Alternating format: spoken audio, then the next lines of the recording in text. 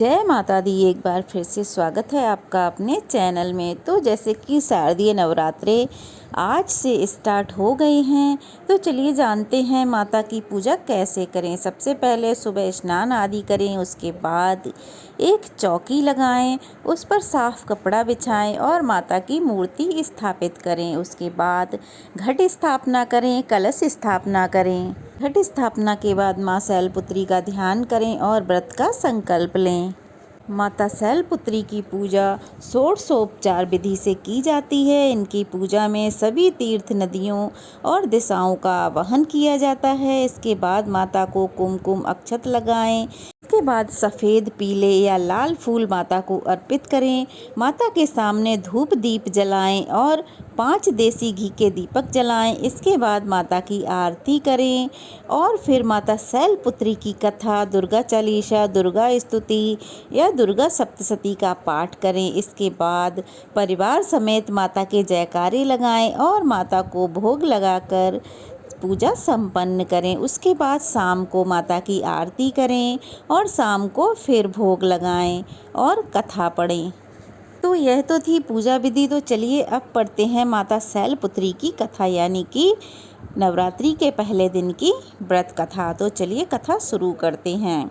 प्राचीन काल में जब सती के पिता प्रजापति दक्ष ने यज्ञ किया तो उन्होंने सारे देवी देवताओं को यज्ञ में सम्मिलित होने के लिए आमंत्रित किया, लेकिन अपने जमाता भगवान महादेव को और अपनी पुत्री सती को आमंत्रित नहीं किया। लेकिन सती को अपने पिता के यज्ञ में जाने की बहुत इच्छा थी। उनकी व्यग्रता देखकर शंकर जी ने कहा कि तुम्हें वहाँ नहीं जाना चाहिए। प्रजापति दक्ष हमसे रुष्ट हैं, इसीलिए उन्होंने हमें आमंत्रित नहीं किया है। शंकर जी के ऐसे वचन से सती संतुष्ट नहीं हुई और जाने की जिद करने लगीं। उनकी जिद देखकर भगवान शंकर ने उन्हें वहां जाने की अनुमति दे दी। सती जब अपने पिता के घर पहुंची तो सिर्फ माँ ने ही उनका स्नेह से स्वागत किया। बाकी सदस्यों ने उनसे ठीक से बात भी नहीं की। दक्ष ने भी शंकर के प्रति कुछ ऐसी बातें कहीं जो सती को बिल्कुल भी उचित नहीं लगीं। अपने पति का ऐसा तिरस्कार होता देख सती को गुस्सा आया और उन्होंने योगा अग्नि से अपने आप को वहीं भस्म कर लिया। जब शंकर जी को सती के भस्म होने के बारे में पता चला तो वे बहुत क्रोधित हो गए और उन्होंने दक्ष के यज्ञ को विध्वंस करवा दिया। यहीं सती अगले जन्म में शैलराज हिमालय की पुत्री के रूप में जन्मी और शैलपुत्री कहलाईं। शैलपुत्री का विवाह भगवान शंकर से हुआ और फिर वह उनकी पत्नी बन गईं।